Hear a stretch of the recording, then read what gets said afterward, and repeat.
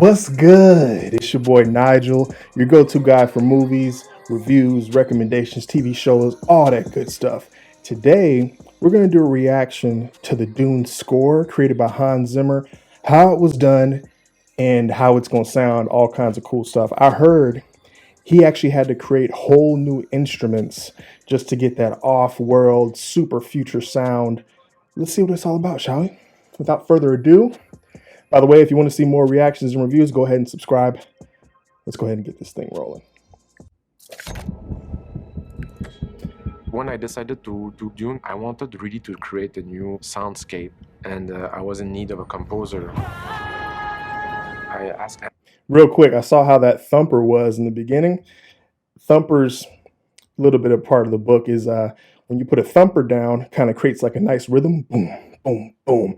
And that's what draws the big worms in. So something to look forward to in the movie.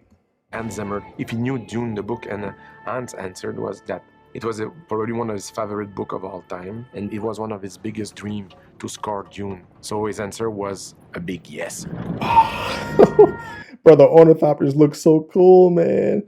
I like how Denis said that Hans is a big fan of Dune, and this was like one of the main stories that he wanted to do a score for. So I'm glad that both the filmmaker and the composer are big fans of the book. That means a lot for the actual story. It means they care, and they care about the quality of the movie. It was always more about the conversation because I knew the book so well. He knew the book so well. We knew our subject. So now it was figuring out how we were going to interpret something that we truly loved and admired. Hans and Denis worked very closely. The worm looks so cool. You see how huge that thing was? Man. Fun fact about Hans, he actually scored The Lion King back in the day. So if you love the Lion King soundtrack, that's one of the guys to thank right there. And obviously Inception, things like that. Together. Part of what I love about Interstellar is how unfamiliar it is. It's incredibly exotic, it's emotional, it's intense, it is wholly original and very specific to the film. That's what we want.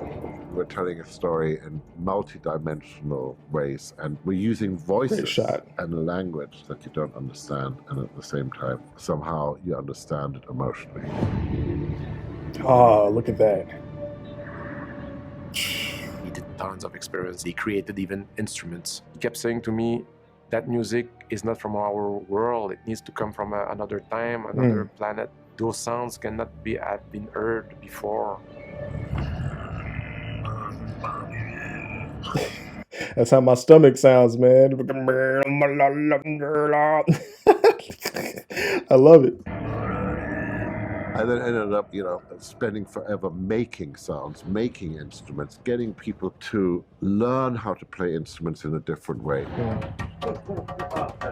I haven't listened to the soundtrack yet. Would be true through any culture, would be the voice. So the score is based on mainly female voices, and then we developed our own language. He had recorded, developed their own language for just the score, man. Dedication. Things being made all around the world for months, and you could tell his team were just living that extreme studio town lifestyle, editing together thousands of samples and recordings. If you surround yourself, imagine how fun it would be to be on that team working with Hans Zimmer for probably the biggest movie of the year, maybe even for the decade. We'll see going forward. With incredibly brave, reckless, and talented people, they'll lead you into new directions automatically. I always know we're on the right path when somebody goes, this might be the worst idea you've ever heard. And spent months defining sounds, creating new sounds, searching, pushing the envelope to be reflected, and doing tons of experiments and crazy experiments with crazy instruments.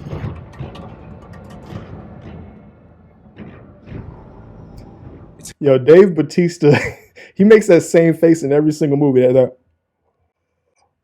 That kind of dumbfounded mouth breather look, but it works great for the characters that he plays. I like it. Quite a privilege for me to work with such an artist. One of the most inspiring and powerful artistic encounter in my life is the one with Hans Zimmer. So to have the chance to work with him That on thopter, is man. the big privilege of my life.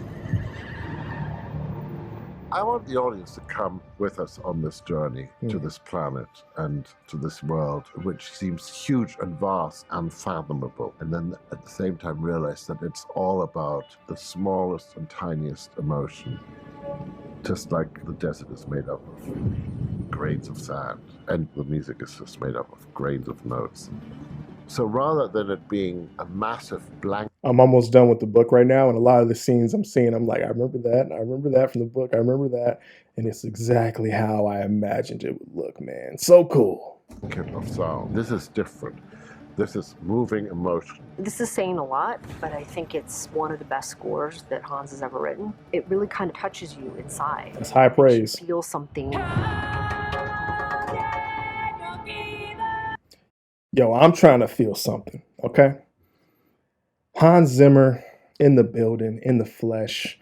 He's getting old, man, but I'm glad he was able to get this done, you know. And man, this dude never disappoints, bro. I still listen to a couple of tracks from the Interstellar score, and it feels like I'm going into space, man. It feels like I'm on a journey. So I can imagine he's going to do the same thing for this movie. He had to create whole new sounds, whole new instruments, just using people's voices and shit. That's wild. That's out of this world, which is exactly what you want for Dune, man. You don't want traditional type of shit. You want it to be next level.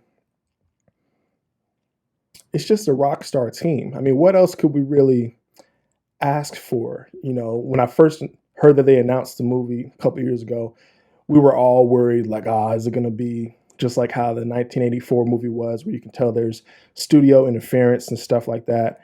And no, I think we're getting what we want as fans. Hopefully the generic moviegoer can appreciate the movie as well. I heard that from people who viewed it already, that it's very comprehensible, comprehensible, whatever, you know what I'm saying? Like the average moviegoer isn't going to be confused, which is good. But it's a very thick story. There's a lot of detail that needs to be had, a lot of nuances, right? Man, the vibes seem right, though. Comment below. Let me know if you're excited for the movie. I want to know if you read the book already, or if you've seen the old miniseries, or even just the old movie from 1984 by David Lynch. Still kind of rewatchable, though. You know, Patrick Stewart's in there. He's running around with a pug during the battle scenes, which is cool. You know, but I'm excited for this movie. Man, from what I'm seeing, from what I'm hearing, it's going to be movie of the year. Hopefully it wins Best Picture, or at least does a Mad Max Fury Road at the Oscars, getting like 8 to 10 awards. You know what I'm saying? That would be dope. And that would hopefully mean that we get that part 2, because we're going to need that. All right. Thank you for being here. Go ahead and subscribe if you want to see more reactions and review videos. I'll see you on the other side. Bye.